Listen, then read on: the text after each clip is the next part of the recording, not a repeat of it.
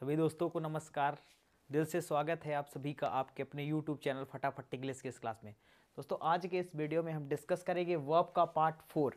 Part 3 तक के सारे वीडियोस अगर आप अभी तक आपने नहीं देखे तो सारे वीडियोस जाकर देख लीजिए, काफ़ी इंपॉर्टेंट वीडियो हो सकते हैं। दोस्तों नॉन फाइनाइट वर्ब से काफ़ी क्वेश्चन CGL मेंस के अंदर या फिर आप CPO मेंस दें इनमें पूछे जाते हैं। और नॉन फाइनाइट वर्ब का दायरा दोस्तों काफ़ी इंपॉर्टेंट हो सकता है आपके लिए। आज इसी टॉपिक के बेसिक्स को हम समझेंगे। ये टॉपिक दोस्तों 1 2 3 4 कई पार्ट में जा सकता है, लेकिन आज इस टॉपिक के बेसिक को हम समझेंगे। नॉन फाइनाइट में क्या क्या चीज़ें आती हैं और कैसे कैसे उन चीज़ों को टैकल किया जाता है।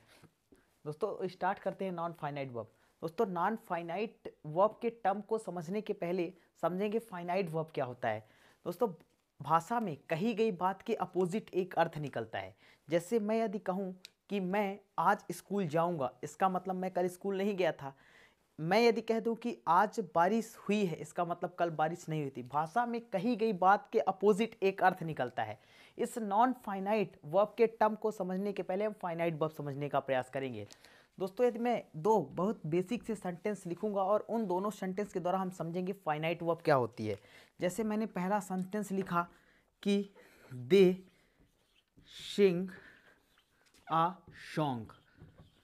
दूसरा सेंटेंस मैंने लिखा सी सिंग्स आ सॉन्ग। दोस्तों अगर मैं इन दोनों सेंटेंस की बात करूं तो ये दोनों के दोनों ऐसे सेंटेंस है जो कि रूटीन एक्शन को बता रहे हैं। ये दोनों ऐसे सेंटेंस है जो कि रूटीन एक्शन को रिप्रेजेंट कर रहे हैं, और रूटीन एक्शन को रिप्रेजेंट करने वाले शब्द हमेशा प्रेजेंट इंडेफिनिट टेंस होते हैं। रूटीन एक्शन को दिखाने वाले टेंस या सेंटेंस हमेशा प्रेजेंट इंडेफिनिट के सेंटेंस होते हैं। दोस्तों यहाँ पर दे एक प्लूरल सब्जेक्ट है, डूअर ऑफ द एक्शन है, किसी भी काम को करने वाला, और इसके साथ मैंने वर्ब की फर्स्ट फॉर्म का प्रयोग किया तो ये स्ट्रक्चर होता है प्रेजेंट इंडेफिनिट का। यहाँ पर लिखा है सी के साथ मैंने लगाया यस या फिर ईएस, तो यहाँ पर ये सी प्रेजेंट इंडेफिनिट का सिंगुलर सब्जेक्ट हुआ। दोस्तों अगर आप इन दोनों वर्ब को गौर से देखेंगे, अगर इन दोनों वर्ब को आप गौर से देखेंगे तो ये दोनों वर्ब इस सब्जेक्ट के अकॉर्डिंग बदल रही हैं। अगर यहाँ पर दे आया तो सिंग आया, और यहाँ पर सी आया तो सिंग्स यस लग गया। ये दोनों ऐसी वर्ब हैं जो अपने सब्जेक्ट के अकॉर्डिंग बदल रही हैं। तो दोस्तों ऐसी वर्ब जो अपने सब्जेक्ट के अकॉर्डिंग चेंज होती हैं या अपने सब्जेक्ट के अकॉर्डिंग बदल जाया करती हैं, उन्हीं वर्ब को हम फाइनाइट वर्ब के नाम से जानते हैं। उन्हीं वर्ब को दोस्तों हम कहते हैं फाइनाइट वर्ब। दोस्तों एक और बात, फाइनाइट वर्ब हमेशा मेन वर्ब होती है। दोस्तों यहाँ पर सिंग और सिंग्स दोनों मेन वर्ब हैं और इसी वर्ब को हम फाइनाइट वर्ब कहते हैं। तो यानी मैं फाइनाइट वर्ब की डेफिनेशन अगर लिखना चाहूँ तो when the verb is governed by subject that is called finite verb. जब वर्ब अपने सब्जेक्ट के अकॉर्डिंग गवर्न की जाती है तो उसे हम फाइनाइट वर्ब कहते हैं। दोस्तों अभी हमने फाइनाइट वर्ब को समझा, अब फाइनाइट वर्ब का एक एग्जांपल और हम लेकर चलते हैं और फिर समझते हैं दोस्तों कि फाइनाइट वर्ब किस तरह से आगे जाकर नॉन फाइनाइट वर्ब से जुड़ती है। दोस्तों यदि मैं एक सेंटेंस कहूँ तो आप इस सेंटेंस को दोस्तों लिखेंगे, इसके बाद मैं अगला सेंटेंस लिखाने का प्रयास करता हूँ। जैसे मैंने कहा कि सी wants to speak इंग्लिश, और मैं दूसरा सेंटेंस दोस्तों कहूँ कि दे के यहाँ पर करते ही, दे प्लूरल सब्जेक्ट करते ही मैं यहाँ पर वांट कर दूंगा। They want to speak English. दोस्तों इन दोनों सेंटेंस को गौर से देखेंगे। अगर मैं इस दोनों सेंटेंस की बात करूं तो यहाँ पर सी, इस सी के में वांट वर्ब के साथ एस लगा और इस दे में एस नहीं लगा, यानी केवल वर्ब की फर्स्ट फॉर्म आई। तो दोस्तों ये जो वांट वर्ब है, ये दोनों ये सब्जेक्ट अपने अपने सब्जेक्ट के अकॉर्डिंग बदल रही है। यहाँ पर एस लगा, यहाँ पर एस नहीं लगा। तो दोस्तों ये मेन वर्ब है और इसी मेन वर्ब को तो हम कहते हैं दोस्तों फाइनाइट वर्ब। तो मैंने यही बताया कि फाइनाइट वर्ब एक ऐसी वर्ब होती है जो अपने सब्जेक्ट के अकॉर्डिंग हमेशा बदल जाया करती है, और फाइनाइट वर्ब मेन वर्ब होती है। दोस्तों बहुत बेसिक सी बात है, लेकिन दोस्तों यहाँ पर एक वर्ब और है, ये वर्ब है स्पीक। दोस्तों स्पीक वर्ब जो है वो इस सी और दे के मुताबिक चेंज नहीं हो रही है। यहाँ पर ये स्पीक वर्ब यथावत है, इसलिए इस वर्ब को हम कहते हैं non finite verb. Non finite verb दोस्तों ऐसी वर्ब जिनका सब्जेक्ट यानी नंबर और टेंस का कोई प्रभाव जिस वर्ब पर नहीं पड़ता है उसे नॉन फाइनाइट वर्ब कहते हैं। दोस्तों अब हम थोड़ा नॉन फाइनाइट वर्ब के बेसिक को समझ लेते हैं, इसके बाद हम एक और एग्जांपल के द्वारा डिस्कस करेंगे कि नॉन फाइनाइट वर्ब का एक्चुअल फंक्शन सेंटेंस में क्या होता है। अब ये वर्ब एडवांस का टॉपिक है दोस्तों, और इस वर्ब एडवांस की डीपर इन्वेस्टिगेशन आगे बढ़ रही है। दोस्तों यदि मैं सेंटेंस की बात करूं तो नॉन फाइनाइट वर्ब में कितने टॉपिक निकल कर आते हैं इसका डिस्कशन हम करते हैं। दोस्तों यदि मैं नॉन फाइनाइट की बात करूं तो नॉन फाइनाइट में पहला टॉपिक आता है दोस्तों जेरंड। ये नॉन फाइनाइट वर्ब का पहला टॉपिक है। यदि मैं दूसरे टॉपिक की बात करूं तो इन्फिनिटिव, और यदि मैं तीसरे टॉपिक की बात करूं तो पार्टिसिपल।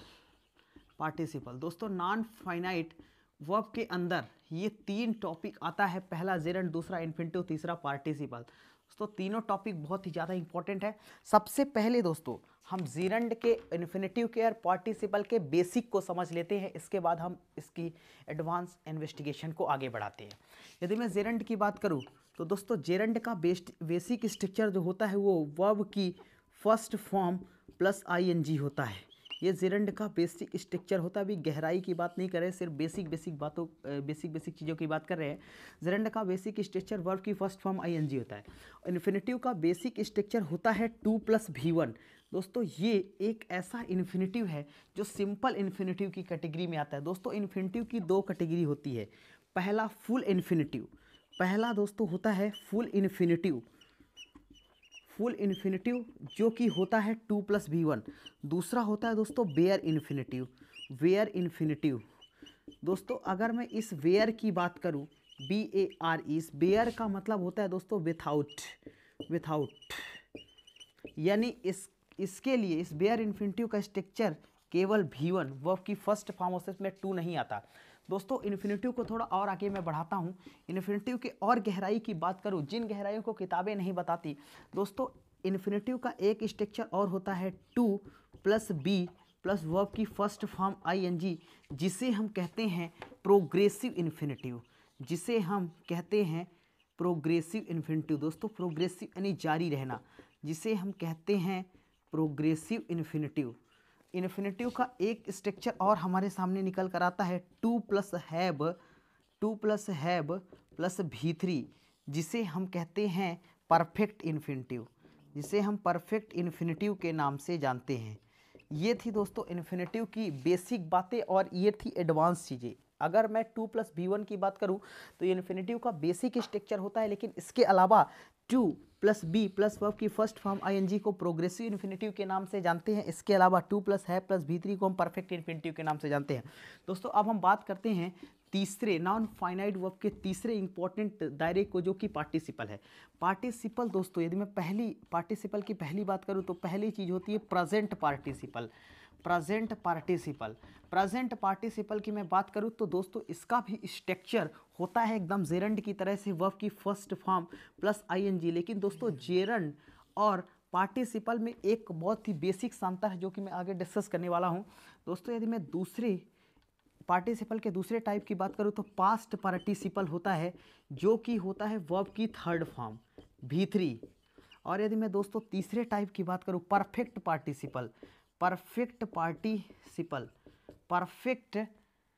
पार्टिसिपल की अगर मैं बात करूं तो परफेक्ट पार्टिसिपल जो होता है वो हैविंग प्लस V3 होता है,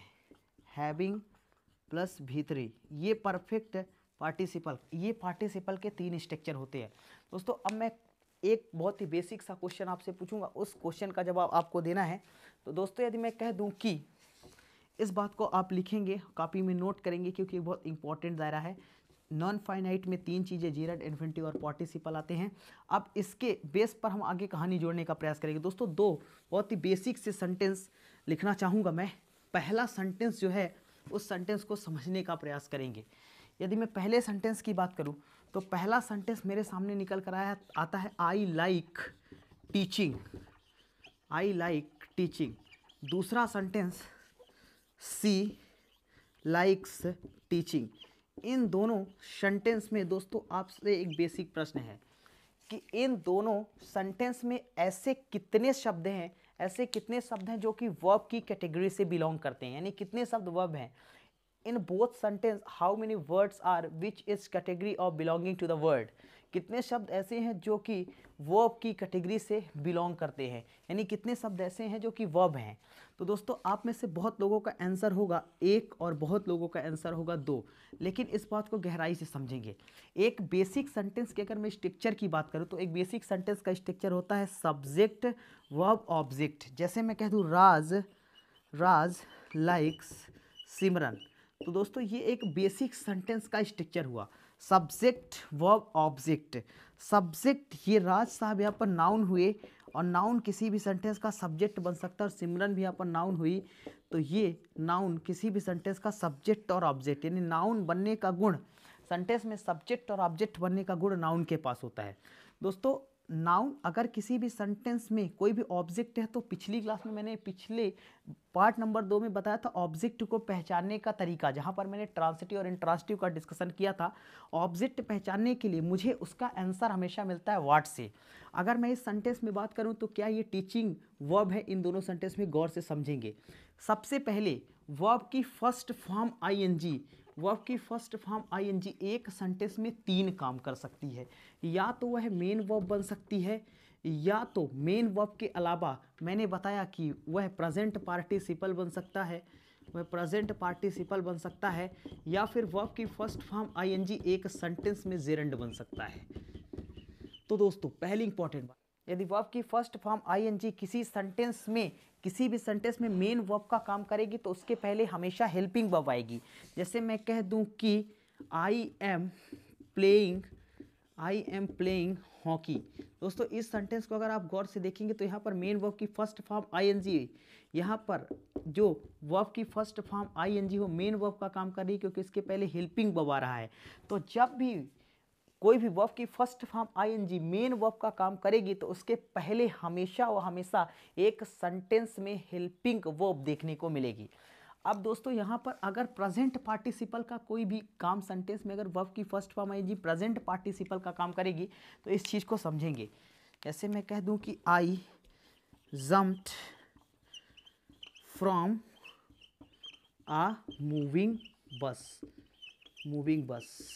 तो दोस्तों इस सेंटेंस को गौर से समझेंगे। आई जम्प्ड फ्रॉम मूविंग बस की अगर मैं बात करूं तो बस यहाँ पर नाउन है, और यहाँ पर ना क्वालिफाई, इस नाउन को क्वालिफाई किया जा रहा है इस मूविंग शब्द के द्वारा। तो जो शब्द नाउन के पहले आकर नाउन को क्वालिफाई करे, नाउन की क्वालिटी बताए, वही तो एडजेक्टिव होता है, और एडजेक्टिव है मतलब वहाँ पर वो प्रेजेंट पार्टिसिपल है, क्योंकि प्रेजेंट पार्टिसिपल मतलब एडजेक्टिव, प्रेजेंट पार्टिसिपल मतलब एडजेक्टिव। दोस्तों यदि मैं पार्टिसिपल के डेफिनेशन की बात करूं तो पार्टिसिपल क्या होते हैं, अगर मैं आपसे पूछूं कि पार्टिसिपल क्या होते हैं, तो पार्टिसिपल वर्ब से बने एडजेक्टिव होते हैं। एक बार और मैं पार्टिसिपल की डेफिनेशन बोलता हूं, पार्टिसिपल वर्ब से बने एडजेक्टिव होते हैं। ये बनते तो वर्ब के द्वारा है, लेकिन एक्चुअल में काम ये एडजेक्टिव का करते हैं, और जब वर्ब की फर्स्ट फॉर्म आईएनजी एडजेक्टिव का काम करे तो उसका नाम हो जाता है प्रेजेंट पार्टिसिपल। यहाँ पर बस एक नाउन है, और ये यहाँ पर ये बस को क्वालिफाई किया जा रहा है मूविंग के द्वारा, उसका स्टेट बताया जा रहा है। जैसे मैं कई बार आप एक बेसिक सा टर्म सुनते हैं ब्रेकिंग न्यूज़। ब्रेकिंग न्यूज़ की अगर मैं बात करूं तो न्यूज़ यहाँ पर अनकाउंटेबल नाउन, और ये नाउन के पहले ब्रेकिंग, इस नाउन के स्टेट को बता रहा है, इस ब्रेकिंग को क्वालिफाई कर रहा है। न्यूज़ इस ब्रेकिंग को क्वालिफाई कर रहा है, इसलिए एडजेक्टिव तो हुआ, और एडजेक्टिव के साथ साथ इसका नाम हो गया प्रेजेंट पार्टिसिपल। तो दोस्तों एक बात निकल कर आई कि प्रेजेंट पार्टिसिपल यानी पार्टिसिपल एडजेक्टिव का काम तब करेगा जब इसके बाद कोई नाउन है। इसी प्रकार मैं एक और बेसिक सी बात लिख देता हूँ, ड्रिंकिंग वाटर। दोस्तों यदि मैं ड्रिंकिंग वाटर की बात करूं तो ड्रिंकिंग वाटर में भी वाटर एक नाउन है, और ये ड्रिंकिंग एक एडजेक्टिव है जिसका नाम है प्रेजेंट पार्टिसिपल, इसी प्रकार मैं एक और एग्जांपल की बात करूं, यदि वॉशिंग मशीन में दोस्तों मशीन एक नाउन है, और वॉशिंग जो है वो यहाँ पर प्रेजेंट पार्टिसिपल है, यानी कि एडजेक्टिव है। अभी दोस्तों हमने वर्ब की फर्स्ट फॉर्म आईएनजी को समझाया, यदि मेन वर्ब की तरह काम करती है तो उसके पहले हेल्पिंग वर्ब, और यदि वह पार्टिसिपल की तरह काम करती है तो नाउन को क्वालिफाई करेगा। अब जेरंड की तरह समझते दोस्तों, इस सेंटेंस में ये टीचिंग जेरंड का काम कर रहा है। जेरंड किसी भी सेंटेंस का सब्जेक्ट और ऑब्जेक्ट दोनों बन सकता है। देखिए दोस्तों, यहाँ पर teaching, I like teaching, what do I like, I like teaching, यानी ये व्हाट का जवाब है। और व्हाट का जवाब देने वाले शब्द, व्हाट का जवाब देने वाले शब्द अपने आप में ऑब्जेक्ट होते हैं, और ऑब्जेक्ट बनने का गुण सेंटेंस में या तो नाउन के पास होता है या प्रोनाउन के पास होता है। इसी प्रकार इस सेंटेंस की बात करूं तो इसमें व्हाट का जवाब दिया जा रहा है, नहीं ऑब्जेक्ट है। तो यहाँ पर टीचिंग वर्ब ना होकर इस लाइक का ऑब्जेक्ट है, यानी ऑब्जेक्ट ऑफ अ वर्ब है, ऑब्जेक्ट ऑफ अ वर्ब। तो ऑब्जेक्ट सेंटेंस में सब्जेक्ट और ऑब्जेक्ट बनने का गुण किसके पास होता है, नाउन या फिर प्रोनाउन के पास। तो यहाँ पर अगर मैं इस सेंटेंस की बात करूँ टीचिंग की, तो टीचिंग यहाँ पर जेरंड का काम कर रहा है, क्योंकि यहाँ पर ये व्हाट का जवाब दे रहा। तो एक बात निकल कर आई कि अगर सेंटेंस में नाउन जो है, नाउन के स्थान पर प्रोनाउन आ सकता है और सेंटेंस का सब्जेक्ट बन सकता है, तो तीन बातें, तीन बेसिक सी बातें यहाँ पर निकल कर आई। उस बात को मैं लिखूंगा, नोट करेंगे आप। यदि मैं जो यानी जेरंड और इन्फिनिटिव, जेरंड और इन्फिनिटिव, जेरंड प्लस इन्फिनिटिव जो होते हैं, इन्हें हम कंबाइंड मैनर में, इन्हें हम कंबाइंड मैनर में कहते हैं वर्बल नाउन, वर्बल नाउन, इन्हें कंबाइंड मैनर में हम वर्बल नाउन कहते हैं। और पार्टिसिपल को हम कहते हैं कंबाइंड मैनर में एडजेक्टिव। ये पार्टिसिपल एडजेक्टिव होते हैं, इसी का नाम होता है वर्बल एडजेक्टिव, वर्बल एडजेक्टिव। अब यहाँ पर एक लास्ट बात को समझेंगे, पार्टिसिपल वर्बल एडजेक्टिव जेरंड और इन्फिनिटिव जो होते हैं वो कंबाइंड मैनर में वर्बल नाउन के नाम से जाने जाते हैं। तो इस सेंटेंस में जैसे मैंने कहा कि आई लाइक टीचिंग, टीचिंग ने दिया व्हाट का जवाब, इस वजह से ऑब्जेक्ट हुआ, और ऑब्जेक्ट हुआ तो या तो नाउन या तो प्रोनाउन। तो यहाँ पर जेरंड और इन्फिनिटिव किसी सब सेंटेंस में ऑब्जेक्ट ऑफ अ वर्ब हो सकते हैं, ऑब्जेक्ट ऑफ अ वर्ब यानी वर्ब का ऑब्जेक्ट हो सकते हैं। इसी प्रकार ऑब्जेक्ट ऑफ प्रीपोजिशन, यह ऑब्जेक्ट ऑफ प्रीपोजिशन भी हो सकते हैं। जेरंड और इन्फिनिटिव एक सेंटेंस में object of a preposition, preposition का ऑब्जेक्ट भी हो सकते हैं। और ये एक सेंटेंस में जेरंड और इन्फिनिटिव काम कर सकते हैं नाउन का। यानी एक बात यहाँ पर निकल कर आई कि जेरंड इन्फिनिटिव जिस तरह से नाउन के स्थान पर प्रोनाउन यूज होकर उस सेंटेंस का सब्जेक्ट और ऑब्जेक्ट बन जाता है, सेम इसी प्रकार से जेरंड और इन्फिनिटिव भी दो ऐसी एंटिटी है जो किसी भी सेंटेंस का या तो सब्जेक्ट बन सकते हैं या फिर ऑब्जेक्ट बन सकते हैं। जैसे मैं एक बेसिक सा सेंटेंस लिखूं कि playing is good for health, good for health.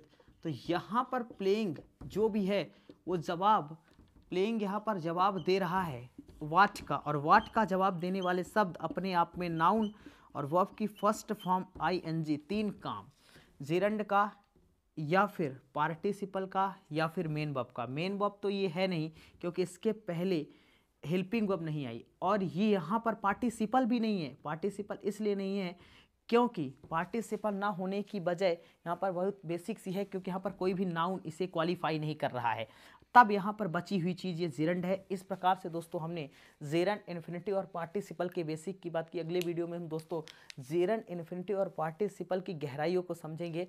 यदि दोस्तों आपको वीडियो अच्छा लगा हो तो चैनल को सब्सक्राइब और वीडियो को लाइक और शेयर करते रहिएगा। मिलते हैं आपसे नेक्स्ट वीडियो में, तब तक के लिए take care, good bye, thank you दोस्तों।